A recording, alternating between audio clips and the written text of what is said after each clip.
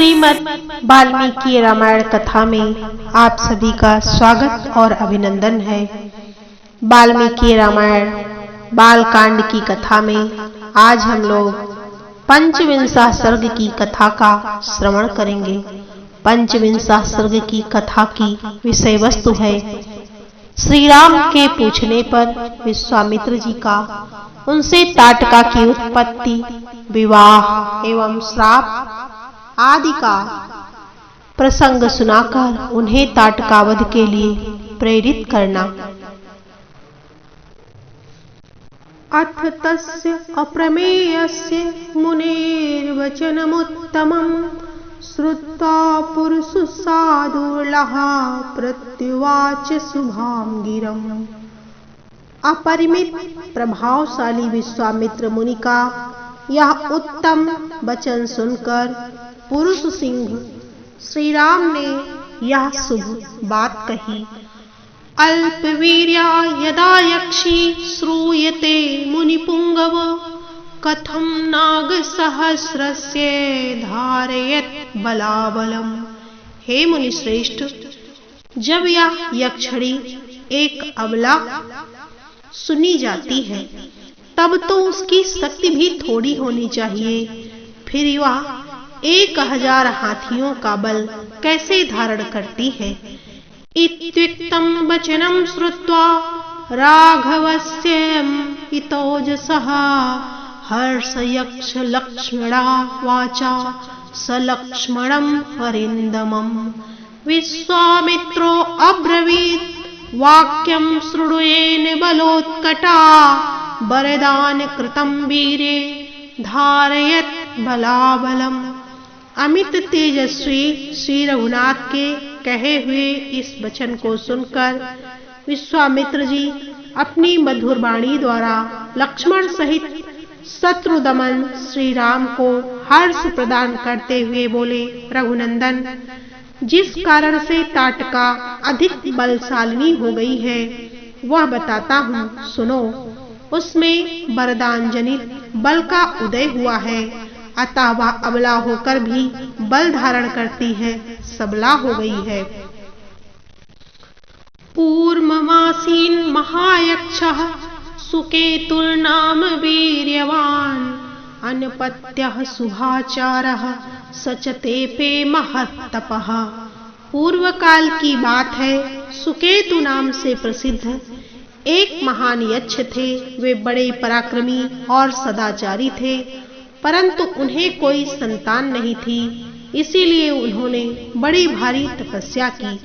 पितामहस्तु सुप्रीतस्तस्य यक्षपतेस्तदा कन्यारत्नं ददौ राम ताटकां नामतः।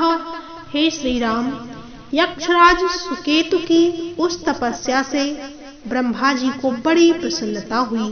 उन्होंने सुकेतु को एक कन्या रत्न प्रदान किया जिसका नाम ताटका था।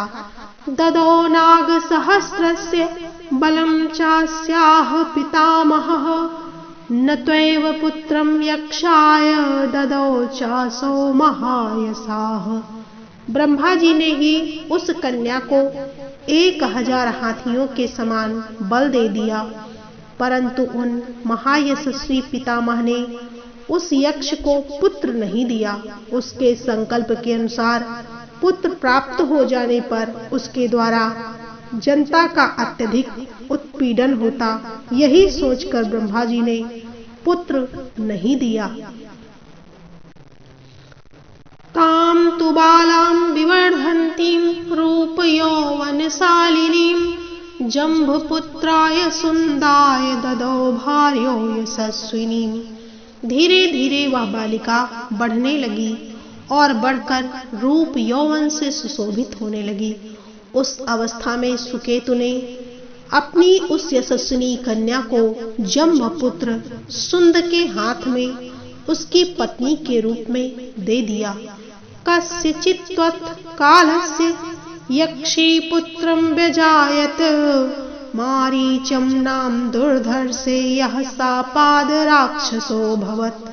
कुछ काल के बाद उस यक्षी ताटका ने मारीच नाम से प्रसिद्ध एक दुर्जय पुत्र को जन्म दिया, जो अगस्त्य मुनि के श्राप से राक्षस हो गया।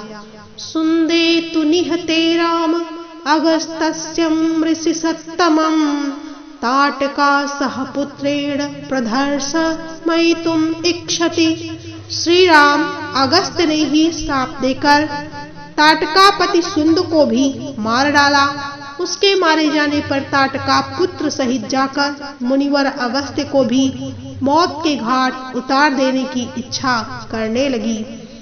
भक्षार्ते जात संरंभा गर्जन्ति साभ्यधावते, आपतन्तीं तु तां दृष्ट्वा अगस्त्यो भगवान् रपिः, राक्षसत्वं भयस्वेति मारीचं व्याजहार सह। वह कुपित हो मुनि को खा जाने की गर्जना करती हुई दौड़ी।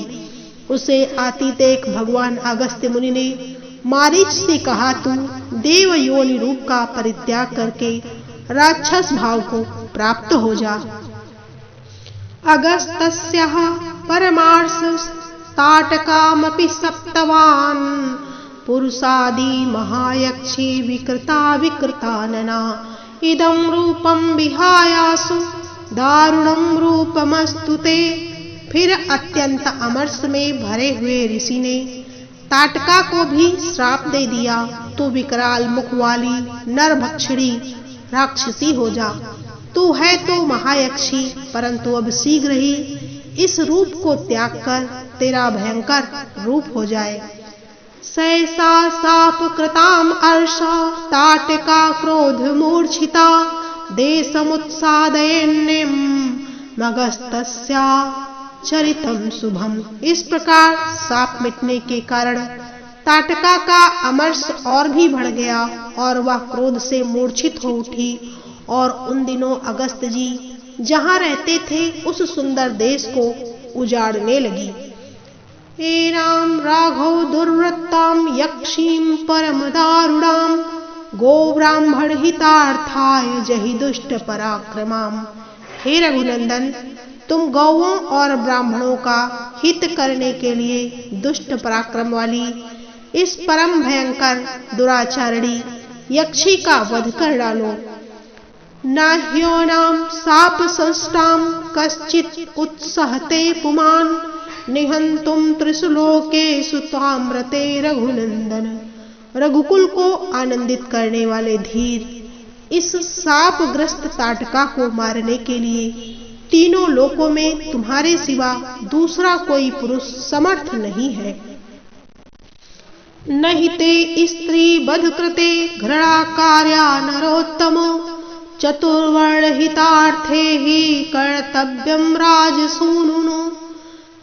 नरश्रेष्ठ, तुम स्त्री हत्या का विचार करके इसके प्रति दया न दिखाना।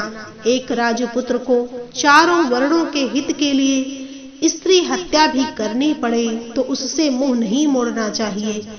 नृशंसम अनृशंसम वा राक्षस रक्षण कारणात्, प्रजा रक्षण कारणात्, पातकं व सदोषं वा कर्तव्यं रक्षता सदा। प्रजापालक नरेश को प्रजाजनों की रक्षा के लिए क्रूरतापूर्ण या क्रूरता रहित, पातक युक्त अथवा सदोष कर्म भी करना पड़े तो कर लेना चाहिए। यह बात उसे सदा ही ध्यान में रखनी चाहिए।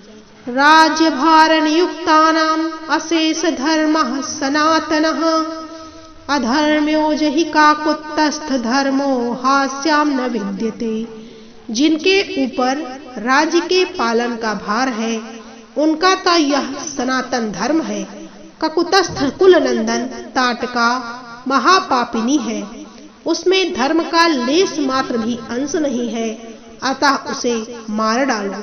श्रूयते हि पुरा शक्रो विरोचन सुतां नृप, पृथ्वीं हन्तुमिच्छन्तीं मंथराभ्यसूदयत। नरेश्वर, सुना जाता है कि पूर्व काल में विरोचन की पुत्री मंथरा सारी पृथ्वी का नाश कर डालना चाहती थी। उसके इस विचार को जानकर इंद्र ने उसका वध कर डाला। विष्णुना च पुरा राम भृगुपत्नी पतिव्रता आनिन्द्रम लोकमिक्षन्ति काव्यमाता निसूदिता। श्री राम प्राचीन काल में शुक्राचार्य की माता तथा भृगु की पतिव्रता पत्नी त्रिभुवन को इंद्र से शून्य कर देना चाहती थी। यह जानकर भगवान विष्णु ने उनको मार डाला। एतस्यास्नैश्च बहुभिः राजपुत्रैर्महात्मभिः अधर्म सहिता नार्यो हताः पुरुषसत्तमैः तस्मादेनां घृणां त्यक्त्वा जहिमक्षासनान् नृप। इन्होंने तथा अन्य बहुत से महामनस्वी पुरुष प्रवर राजकुमारों ने पापचारिणी स्त्रियों का वध किया है। नरेश्वर, अतः तुम भी मेरी आज्ञा से दया अथवा घृणा को त्याग कर इस राक्षसी को मार डालो। इत्यार्षे श्रीमद् रामायणे वाल्मीकिये आदिकाव्ये बालकांडे पंचविंशः सर्गः। श्रीमद् वाल्मीकि निर्मित आर्ष रामायण आदि काव्य के बाल कांड में 25वां सर्ग पूरा हुआ।